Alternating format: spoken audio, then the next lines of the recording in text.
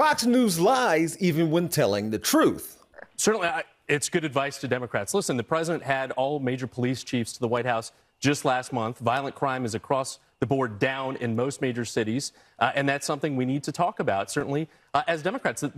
Listen, the highest jump in the homicide rate, the murder rate in this country annually happened in the last year of the Trump administration. It didn't happen in any of the Biden years over these last 3 years. So, again, the president is running on his record. Donald Trump is a different situation than 2016, has a record he's got to defend as well. I consider illegal fentanyl brought in by drug cartels and... That was Democratic strategist Kevin Walling. His co-host on Outnumbered should already know that there was a major spike in crime in 2020 during Donald Trump's last year in office because they showed these stats, but they referred to it as Joe Biden's America. I don't want him to fail. Been able to accomplish. I think his policies are failing. CHIPS Act, Science Act, do you oppose that? I will tell you on every measure from the economy, inflation, borders, energy, national security, he's missing in action. Let's talk about them in order. Let's talk hang on. Wait, but I want to challenge the premise. You said the economy, 13.1 million jobs he's created. More. These are post-COVID jobs. Okay. You know that. Well, I mean, that's an artificial number. No. Then let me stipulate this as an opportunity to engage civilly on this. Okay. Fair point. Your president, Donald Trump, lost 2.6 million jobs during his 4 years. We've created 13.1 million. Fine, you can maintain a COVID frame. How about the fact that Joe Biden's created more jobs, 6 times more jobs than the previous 3 Republican presidents combined? Are you going to tell me Sean, that the average family, where we have 2/3 of Americans now living paycheck to paycheck, it was 70% under Trump? That was 70%. It was 70% under Donald Trump. Pre-COVID, we had the lowest unemployment rate for every demographic. We have the lowest black unemployment in history, and you and I are living with the lowest unemployment in our lifetime, Sean. We had it for every demographic, and the economy was black unemployment's record low under Joe Biden. Not even sure of what that clip has to do with anything. I just wanted to watch Sean Hannity squirm. Anyways, here's what I'm trying to get at. Whoopi Goldberg saying, are you out of your mind? Are you better off than you were 4 years ago? I think for 60% of Americans now living paycheck to paycheck that weren't living that way when Donald Trump was president, the answer is an overwhelming hell yeah, we were a lot better off. You know what? Let's go back 4 years ago to the day, April 3rd, 2020, to see what was going on. In light of these studies, the CDC is advising the use of non-medical cloth face covering as an additional voluntary public health measure. So it's voluntary. You don't have to do it. They suggest it for a period of time, but this is voluntary. I don't think I'm going to be doing it. During this same press conference, when a reporter asked, "Why are you opposed to wearing a mask?" Trump said, "I just don't want to wear one myself. I'm feeling good. I just don't want to be doing somehow sitting in the Oval Office behind that beautiful Resolute desk, the great Resolute desk. I don't see it for myself." Reading this man's quotes makes my eyes hurt.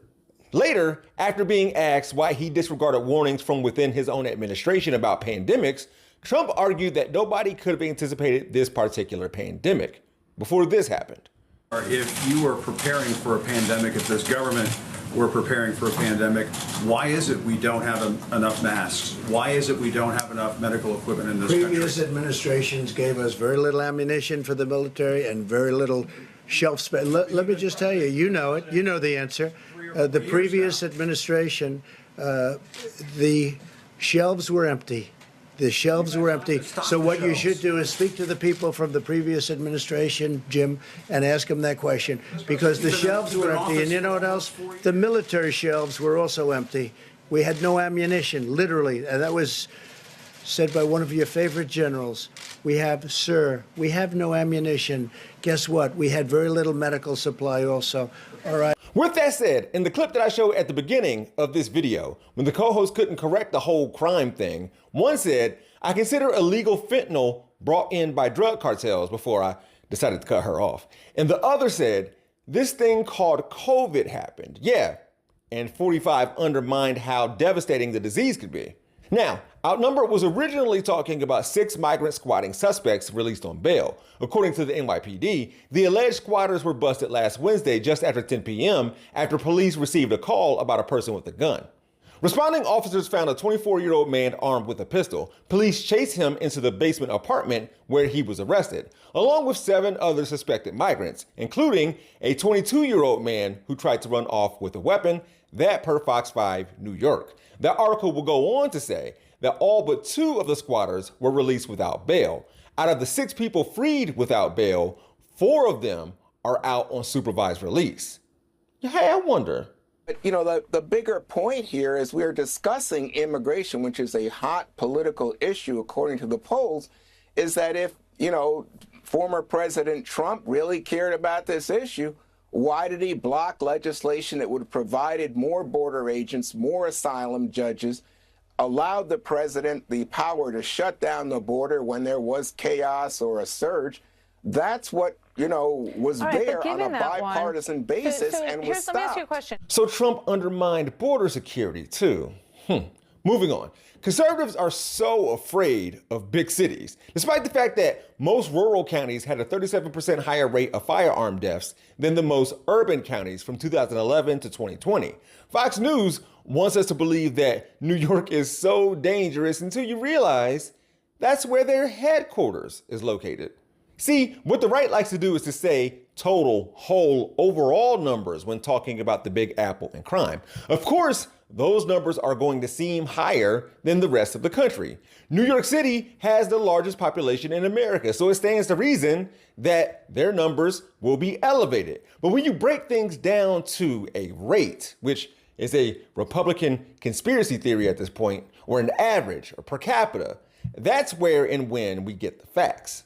Plus, New York City saw significant drops in the number of shootings and murders, as well as in robberies, burglaries, sexual assaults, and grand larcenies, all categories described as major crimes. Cities like Detroit, Philadelphia, and Los Angeles also saw sharp declines in the number of murders and other major crimes. Speaking of Detroit, the Motor City was close to recording its fewest homicides in nearly 60 years. As of November 30th, 2023, the city had recorded 228 homicides that year, an 18% drop compared to the 276 homicides during the same time in 2022. In 2018, Detroit recorded 261 homicides, the city's fewest since 1966, a year prior to the Detroit riot in 1967. Can't forget about my hometown of Columbus, where early data shows significant decline in homicides and non-fatal shootings so far this year. Blue cities. Now, was I lying when I said that Fox News lies a little, or are they lying about how much they lie or falsifying the truth-to-tube? For Really American, I'm Jeff Wiggins. My architect knows Japanese.